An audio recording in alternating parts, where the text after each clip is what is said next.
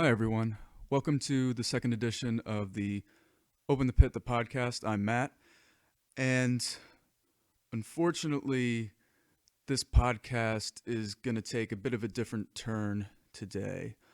I was originally thinking of doing my first sort of album song memory slash discussion sort of thing, but that was derailed after the news broke on Tuesday, though it happened on Monday, that Gale, lead singer of Power Trip, my favorite metal band ever, passed away at the age of 34. So I thought that instead of just moving on and just giving him a mention at the end of what I had planned to do, that instead I would just dedicate this entire podcast to him instead. So overall, this is going to be. I apologize if it isn't the most polished or if I stutter a little bit. I'm not going to be making any cuts or really any edits to this. I think I'm just going to go for just a raw one take because I don't think remembering someone really needs to have kind of a YouTube polish to it. But anyway, so yeah, Gale passed away on Monday. The cause of death has not been publicly released, and frankly, that's none of anyone's business at this time anyway. So if you see anyone online kind of being nosy about it, then it might be nice to tell them to shut the fuck up because this now is not the time. So I thought I'd go a little bit into my relationship with Riley, Power Trip itself, what they've meant to me, because now's as good a time as any to start a tribute. And maybe after this episode, I will go into an album discussion for both their debut album, Manifest Decimation, and their sophomore effort of Nightmare Logic. So I found out about this on Tuesday night. I was playing video games after getting some schoolwork done, and I flip on my Instagram feed to find a picture of a woman from a woman's Instagram account who does concert videos for like the hardcore scene, some metal bands, stuff like that. And she had a picture with of Riley facing the crowd, and said something along the lines of "gone too soon" or "heartbroken" or something like that. And I looked dumbfounded for a couple minutes, and I'm just thinking to myself, no, no, no way, no way. I was in denial. I was like, there must be some, because he was facing the crowd. So I was thinking there must be someone in the crowd that she knew that passed away or something, and that was the best picture of them. Something stupid like that I was thinking. And sure enough, I look up Riley Gale on Google, and it's just everywhere. Not just like metal publications. I mean, it was on Rolling Stone, Yahoo. I think even Fox News somehow got a hold of it. Um, So that's how I found out about it, and there's been a mass outpouring of grief for him, and for good reason. I mean, he is a legend in the making. I mean, not a legend in the making. He is a metal and hardcore legend already. Um, by all accounts, I've heard that he was an incredibly kind and generous man, politically political activist, totally no tolerance for any bullshit like sexism, homophobia, racism, xenophobia, anything like that. He certainly used his platform well, especially in these troubled times. And again, apparently just an incredible friend. I went on Reddit and there was just like dozens of stories of people talking, of friends talking about memories they had with him. Um, just stuff like that. And even just from seeing him in interviews or his on stage presence, he just seemed like I believe all those stories and that there's not a bad word to be said about him. I mean, it certainly feels like that. I was just, I, it's, so strange how these things happen sometimes because I was in class the day it happened and I was just obviously online, so I was just surfing on Wikipedia and somehow I decided to look on Power Trip's Wikipedia page to see if they had like any new information on the new record or anything like that. I don't know why I chose to check Wikipedia of all things, but I did. The same day it happened, and even a couple days before that, I was looking up Riley's interview on Little Punk People. Shout out to Little Punk People. Really, Elliot does some really great interviews if you've never checked it out before. But besides that, just a funny, really graceful, intelligent interview, and that's how all his interviews came off. But over, it's a enormous loss to not just metal, hardcore, music in general. Um, I mean, just even the man's stage presence, the way he just got up there and like looking like he just rolled out of bed in his sweatpants and like an obituary shirt and a Slayer hat and the mustache and the unkempt hair and just the way he would hype up the crowd with the circle pit, circle pit. He not only was he a great singer, but I mean he had incredible charisma, one of the best front men in metal history as well. I still get goosebumps seeing him perform and sticking the mic in people's faces during executioner's tax and stuff. I, he clearly cared about his fans too, and I think most bands do, but he seemed very appreciative of the support the band got throughout the years. And they certainly deserved it because I think people forget how long Power Trip has been around. I mean, they certainly blew up a couple years ago, but they've been around since 2008 when they spawned from the Dallas hardcore scene. So there's that. Um, but overall, I see a lot of people saying things like Power Trip and Riley were on track of being metal greats and that they were going to reclaim the throne from when Slayer retired. And I think those statements are true, but at the same time, I think that Power Trip deserves to be mentioned in metal history as a legendary band. I mean, just think about bands that only released an album like Hellhammer, the band that predated Celtic Frost, only released one album. I'm not sure if it's even an album or if it's an EP, and they're legendary. So why not Power Trip? They have a bunch of singles. They have that compilation record, Opening Fire. They have 2 records, numerous great live performances that you can see online. I mean, they are metal royalty. I hope they. I mean, I'm not just saying this just because Riley passed. I think they'll go down as one of the greatest bands in metal history.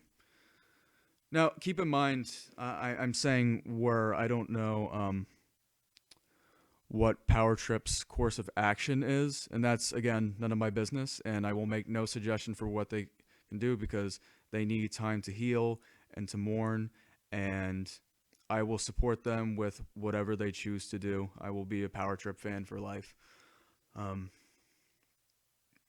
But a lot of love and support for the boys right now. So now I think that I've gotten the information out of the way. I'll go a little bit into my personal relationship with Power Trip and Riley and how they've affected me as kind of a tribute. Again, I'm sorry if I'm so monotonous right now, and I don't mean to seem dramatic, but just Riley's death affected me in a way that I haven't ever experienced before, so I don't really know how to act per se. Riley's death was the first time I've ever shed a tear over someone that I had never known personally. And I didn't think I was going to react that way. It's partly due to the shock, because it took me a while to totally process what happened. It really kind of hit me earlier today and late last night that, one of my metal heroes is gone. I mean, like, I would have never guessed in a million years that that was the headline I would be reading late last night. Never would have guessed that. I always took pride in the fact Well, no, I always lamented the fact that I was too young to see Death when Chuck was still alive. May he rest in peace. Um, I didn't get to see Bolt Thrower when they were still together. I didn't get to see Morbid Angel when they were in their prime. I only caught Slayer when they were at the tail end. But I took pride in the fact that I got to see Power Trip in their prime. Not once, but twice. Though I imagine there are people that have seen them hundreds of times, so that's nothing. But, um, and I always look forward to the fact I'm not a fan of getting old or anything like that, but I always took the fact that when I do get old, that I could still go to their shows, and I could tell the kids in the crowd that were just getting into them that um, I got to see Power Trip, and I guess I can in their prime, and I guess I can still do that now. But I'm gonna have to say I saw them with one of the greatest frontmen of all time, Riley Gale. So at least I can still say that. Um, so I'll go into my personal. I discovered Power Trip. Um, I think it was later 2017, maybe early 2018.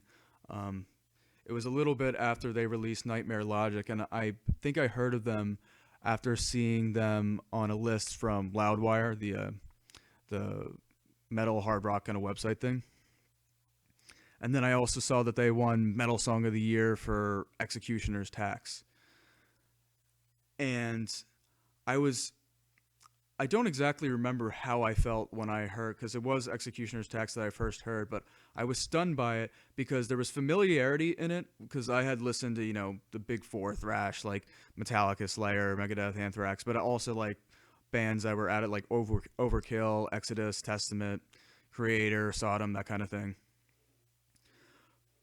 So I had that familiarity, but there was a sense of modernity in it as well, because though they had a lot of hype in the metal scene, there were a lot of detractors when they blew up as well, saying that they weren't doing anything different from the 80s, which I heartily disagree with. Though certainly they did have a retro sound. At the same time, they certainly injected, um, again, a breath of fresh air into that. I, I that I they were they're certainly more aggressive than the thrash that I was used to.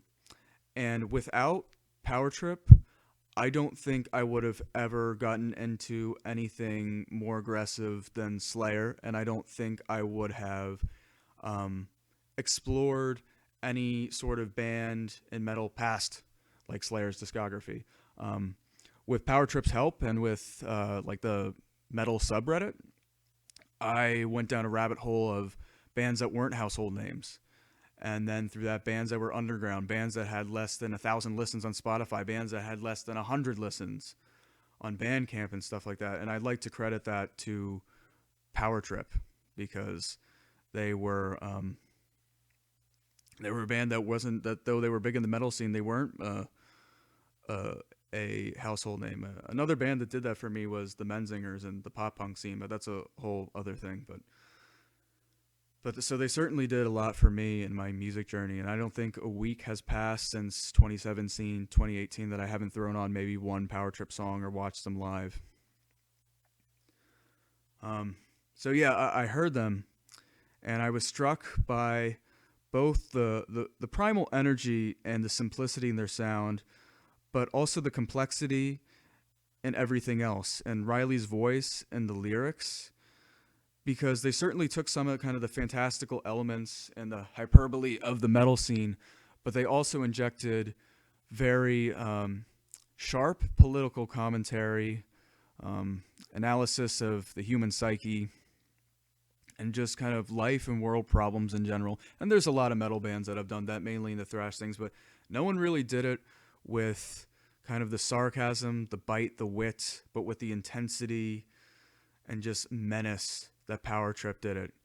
They were a band that, or are a band that you can scream the lyrics to back at them at a show. And there's a lot of bands that you can do that, but I mean, metal's not always a genre known for its lyrics and melodies and It's not something. It's not the punk scene. But I think, I mean, going to kind of Power Trip's musical style, then another thing that kind of um, took me with their sound was their mix of thrash and hardcore. Now, I'd heard of crossover and stuff before, but most of the crossover I'd heard was kind of more fun partyish stuff like DRI, Municipal Waste, Lich King, that sort of thing. I never heard really any bands do it with the intensity that Power Trip did, except for maybe a band like Nuclear Assault. But even then, they weren't nearly the intensity that Power Trip has. And you can definitely hear that punk influence, and the single pedal drums, the simplicity in the drums. I mean, Chris Olsh is a terrific drummer, and I think part of that is in his choices and the simplicity of Power Trip, just the primal energy. I don't think super complex, Gene Hoglan kind of drums would work for Power Trip at all. I think he's a genius in what he did with that. And also another kind of their punk influences, again, kind of the sing-along choruses that you don't really see in metal that often. The political commentary, just the energy, the DIY ethic. And they brought that all together. And of course they added, kind of, I think another thing that was so great about them and that kind of set them aside from kind of just being a retro band is that they mixed it up with their songs. I mean, they obviously had kind of the, fast tremolo picking, skank beating, thrash, circle pick kind of energy, but they broke that up with riffs that weren't boring in between. I mean, two-stepping riffs, breakdowns. I mean, I think their melding of hardcore and thrash is the best that that has been seen so far. And again, going with their music, another thing that struck me, and I think the thing, and this again, I'm not just saying this because he's passed, but Riley's vocals. If they had another vocalist, I'm not sure if I would ever have listened to them. His vocals were clear. You could understand what he was saying, but they were harsh, menacing, terrifying at times, and most of all, passionate. And if you want to become a good vocalist in my book, and if you want me to listen to you, you have to have passion. And he certainly had that. And just all of those things mixed together, I mean, just combined for a deadly combination and makes him, to me, one of the greatest vocalists of all time. Because to me, he mixed two perfect things. I mean, you have, vocalists like James Hetfield and, Tom Araya and stuff like that, who have good aggressive vocals, but still they don't have the bite that Riley had. That's like, you're kind of like, ooh, like he sounds animalistic. Like it's kind of still like something that, anyone kind of listen to. Maybe not Tom Araya, maybe more James Hetfield, but never mind. But at the same time, it wasn't so far, like you can hear almost like the John Tardy influence in it, but it wasn't so far into like the aggressive kind of death metal-y spectrum that you couldn't shout back the lyrics at him and you couldn't understand what he was saying. It was the best of both worlds, and I think he was a genius because of that. So you have this combination of these wicked, passionate, just fierce vocals with a great political message, and then some chunky, menacing, primal, but brilliant guitar work. And don't mention that I forgot to mention Nick Whetzel's bass as well. Chris Olsh's primal drums, primal but ingenious drum work. And you have, to me, one of the greatest metal bands ever.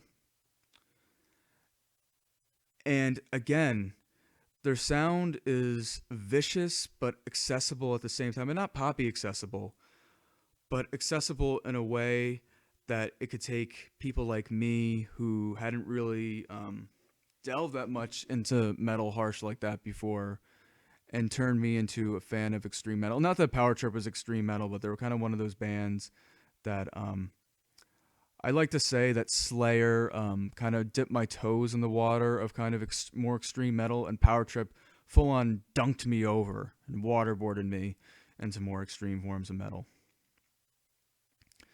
But I mean, they came to me at a very difficult time in my life. Not to get too personal, but um, I I was I believe I was 17 when I first listened to them, and um, I've been a single parent since I was 17, and I'm 20 now. And at that time, I didn't feel I had much of a place in the world. In the world, I was in high school, and I was a weird combination of being into metal and punk. I had straight A's. I was going to college, um, but you know, I was a misfit at the same time. Like I had a small group of friends and some acquaintances, but other than that, I wasn't popular. Um, I didn't just I was a little too mature for my age, and I don't say that in a condescending way. I wish I wasn't. I wish I was able to kind of communicate with people best. And again, I was single parent, still am obviously, but um, so I didn't feel like I felt like an alien in another world, and I know that's a cliche thing for a lot of people, especially in high school, and I still feel that way in a little bit of obviously with more confidence, life experience, and a little bit more happiness in my life since then. But along with a lot of other bands, Power Trip channeled the rage, the confusion, the sadness that I had into something more productive. And so I could have something to be angry at that was more important. You know, the way the world worked, not just necessarily myself. I didn't have to think about, the ways that my life made me sad anymore, the way I felt like a loser or a misfit on the outskirts. I had this just rage filled band that had a passionate message. These guys that clearly were kind, hardworking, compassionate people. And I never really connected with like a band or at least a metal band that way. Normally, I just listen to metal for just like an outbreak of evil and just some cool instrumental work and stuff. Um, but they're really the first metal band that I emotionally connected with, and I still will. Um, so that's a bit of my personal experience with them. And I just remember telling anyone that even had like a small interest in metal at the time to listen to Power Trip. I remember I was friends with this one girl that wasn't even like into like quote unquote real metal bands. Not if you're a fan of these bands, I'm not trying to, but like she was into like Disturbed and like Five Finger Death Punch and like 3 Days Grace and that sort of stuff, and like a little bit of Metallica. Nothing wrong with any of that. Um, but at that point in my music journey, I was a little bit past those bands, so perhaps I was a little condescending about it. But I remember she was like, "Oh, suggest me some music," and I was like, "Okay." So I queued up some Power Trip stuff, and she sent me a text like a couple hours later, being like, "Yeah, this is a little too much for me. Executioner's Tax is catchy, but other than that, no." So I learned my lesson after that. But I still think that Power Trip is a great gateway band for people looking to get into more either underground metal or more harsher versions, variations of metal. So that's my experience with the band. I could say a whole lot more, but I don't want to get too mushy or anything like that. Obviously, the band and Riley had an immense experience with me. In terms of, I listen to so much music and like so many different genres that some of the bands I liked years ago I can't stand to listen to now and don't have the same impact. So there's very few bands left that I listen to and I enjoy the same amount that I did then that I do now. Um, and Power Trip is one of those bands, certainly. I still like them the same, if not more than I did when I was 17. They're among bands like the Misfits, the Menzingers, the Smiths, um, and that's good company to be in. So yeah, overall, if you haven't guessed it by now, they have a huge influence on my life, um, and I will continue repping them. So I'm gonna wrap this up pretty soon. I don't think anyone wants to hear me weepily ranting about this anymore. I think you get the picture, but I think I'm gonna leave you with some stories about. Like I said, I was lucky enough to see them live twice. A little side note: um, I've gone to enough concerts that I'm kind of like over the whole thing now. Like obviously with quarantine and the pandemic, like I'm itching to go to like any show I can. But I went to so many at a point that like I knew the drill of concerts, and like there were some shows that I felt I didn't need to go to, and like some shows that I would leave like during the encore or even before that, like if I knew the songs and stuff.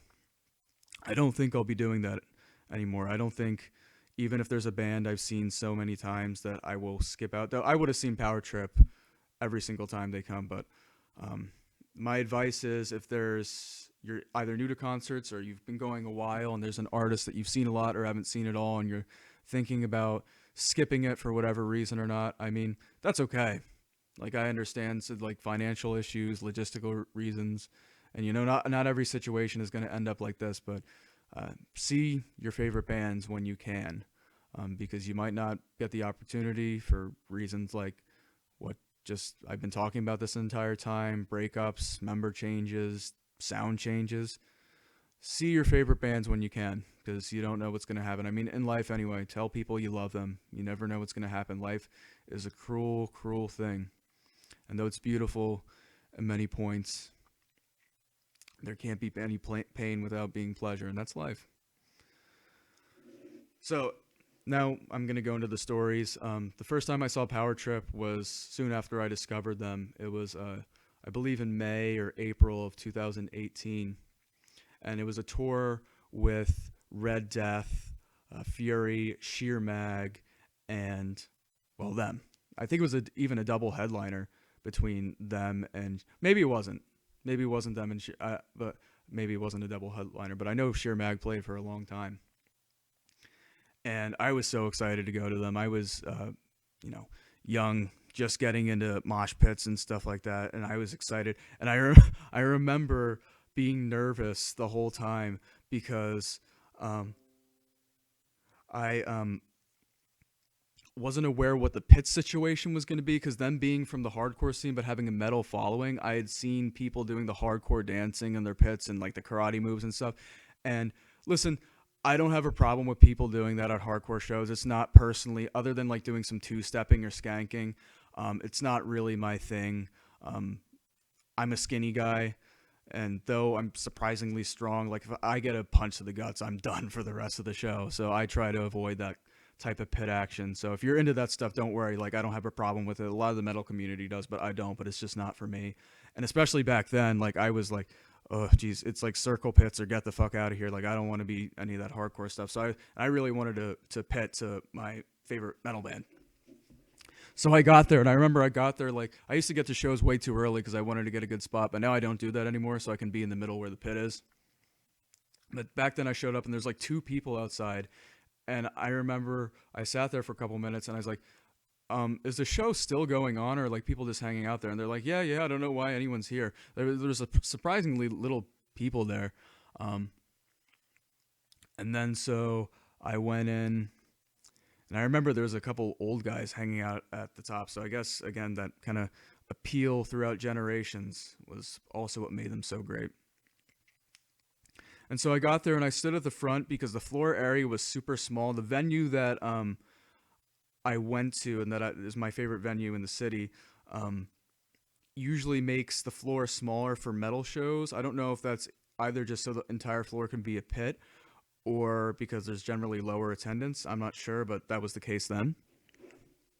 Anyway, so I stood there, and I sat at the front. I talked with these guys for a while, and back then I had like this ridiculous spiked hair, and the guy called me Cody Banks.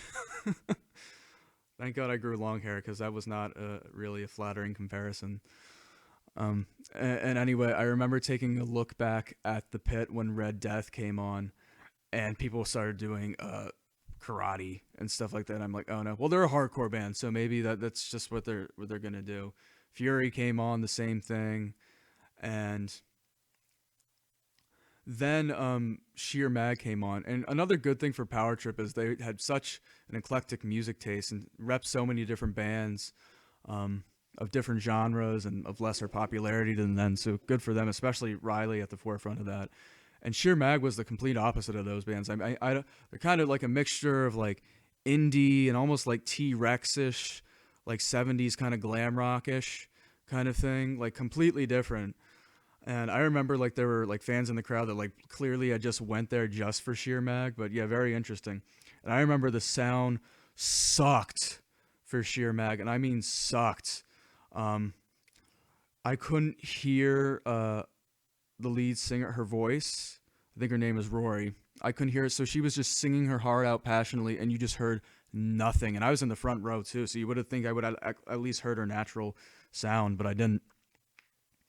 And I remember they had like three guitarists too, and the guitarist with the loudest monitor I was right in front of, and he had this super thin trebly tone, and it was just piercing my ears. So that when Power Trip came on, it ended up sounding quiet, and that was the show when I started wearing stopped being afraid and I started wearing earplugs because I did not want to deal with how my ears felt after that show with that treble in my ear.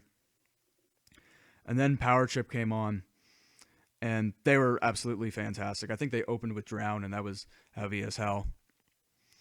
And they just ripped through their performance. I mean, I remember like after they finished, I was like, "Oh, it's over."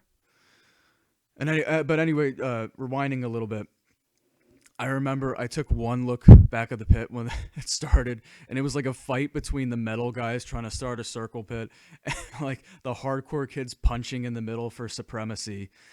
And I remember I took one step in and got like a kick to the shin. I was like, okay, maybe not then.